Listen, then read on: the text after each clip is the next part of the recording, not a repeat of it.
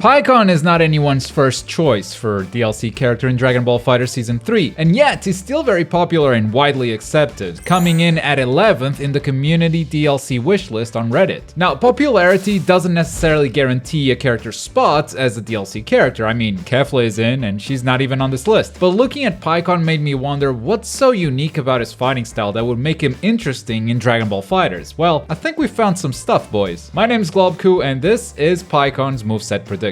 Let's start with his cinematics. When you think Pikkon, you probably think of this. Fully clothed character. Well, actually, this is Pikkon holding back. When he wants to go full power, he takes his clothes off, just like Piccolo and also Goku back in the day. FighterZ has a tendency to give us the most powerful versions of each character. They didn't give us Ultra Instinct Sign, they gave us Mastered Ultra Instinct. They didn't give us Piccolo with a cape, despite it being much more iconic, they gave us Piccolo without the cape. They didn't give us Slim Roshi, they gave us Buff Roshi.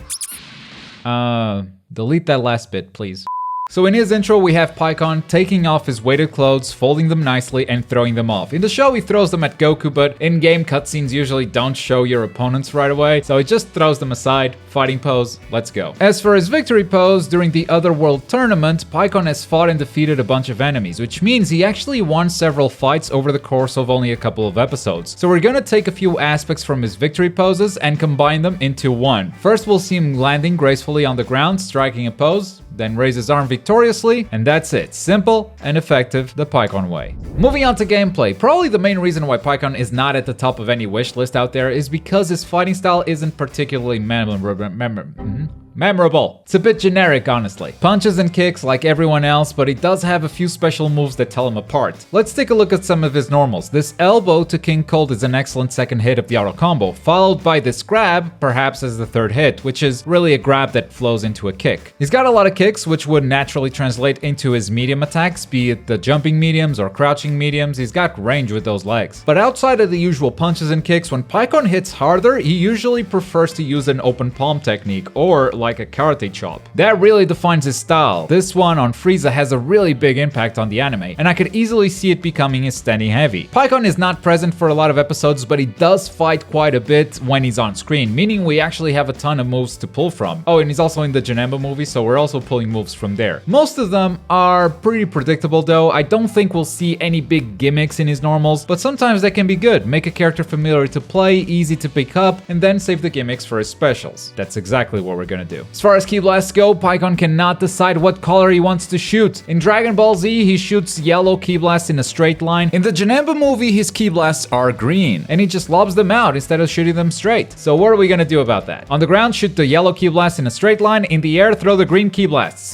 Done. Actually, not done, because in the Janemba movie, he also actually throws 4 Ki Blasts. It takes him a bit longer to throw the Ki Blasts, but he throws 4 of them, kinda like Vegito. And before we move on to his special attacks and supers, I'm proud to announce that Pikkon has a reflect, everybody. We did it. We gotta reflect. Sorry, Videl. Let's talk about special attacks. The very first thing we see Pikkon do when he starts fighting is this ability called Burning Shot. He engulfs his entire body in fire and dashes through Goku kicking Cell before shaking the flames off of his body. This, folks, is gonna be Pikkon's DP. Fully invincible on startup, he's also invincible while he's on fire and while he kicks the opponent, becoming vulnerable while he's shaking off the flames, which is your opportunity to punish him if you block this move. In this episode, he even follows up and hits Cell, so we're gonna give him a follow-up attack if he does the heavy attack version, similar to how Cooler follows up with an attack if he hits you with a heavy attack version of his DP. Next special, we're just gonna call it the Scream. I don't have any other ideas. At the start of his fight against Olibu, the strongest warrior presented by North Kai, Pikkon lets out a huge shout, sending him flying back thanks to the air pressure caused by it. This would kind of work like a beam attack, but without as much range as a regular beam. And to make up for the lack of range, we're actually gonna give this move wall bouncing properties. So not only could it be useful in block strings, it could also be cool to use in combos as well. Next up is probably my favorite special for Pikkon. It's the Tornado. Now, fans of the character might be thinking,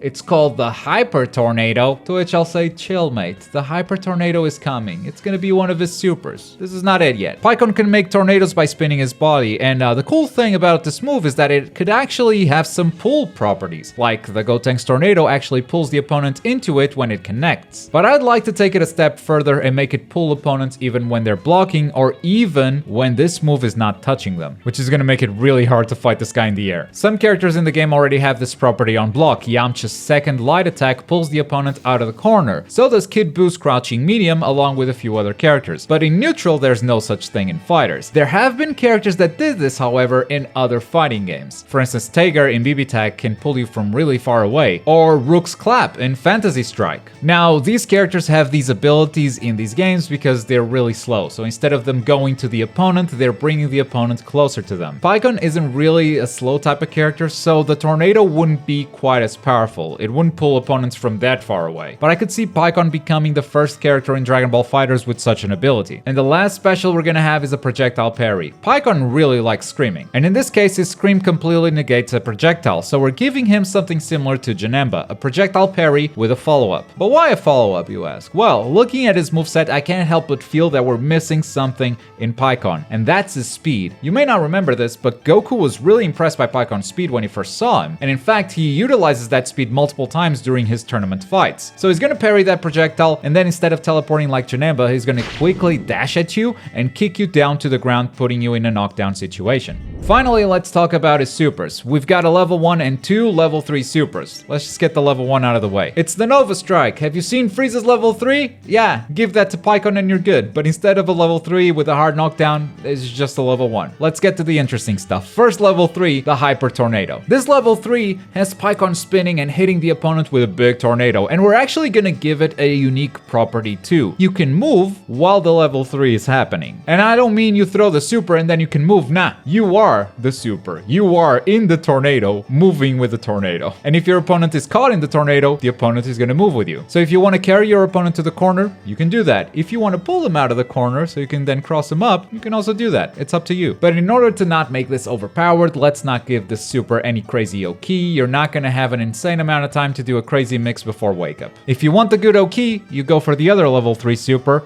the Thunder Flash. Probably Pikkon's strongest move in the show. This would be his level 3 super on the ground, and it would behave like a normal level 3 super. Pikkon does his wind up, shoots out a massive attack that puts the opponent into a hard knockdown. I feel like there's a good balance struck between these two level 3 supers. If you want to manipulate your opponent's position, you use the Tornado. If you want to have the good O-Ki, you use Thunder Flash. So to summarize, very traditional normals with some open palms and karate chops for the heavy hits, yellow Ki Blast on the ground, green Ki Blast in the air, a DP, a beam that wall bounces but doesn't have that much range, a tornado that pulls opponents, and a projectile parry. And then on supers we have the Nova Strike, Hyper Tornado, and Thunder Flash. And that, folks, is Pikkon's moveset prediction. It's good to be back in the game, and I promise you guys that before I start working on the next moveset prediction, I'm gonna read this entire comment section. So go ahead and just ask me to predict your favorite character. Make sure to follow me on Twitch if you want to catch me playing some Dragon Ball FighterZ. The link is down below. And as always, thank you very much for watching. My name is Globku, and I'll see you next time.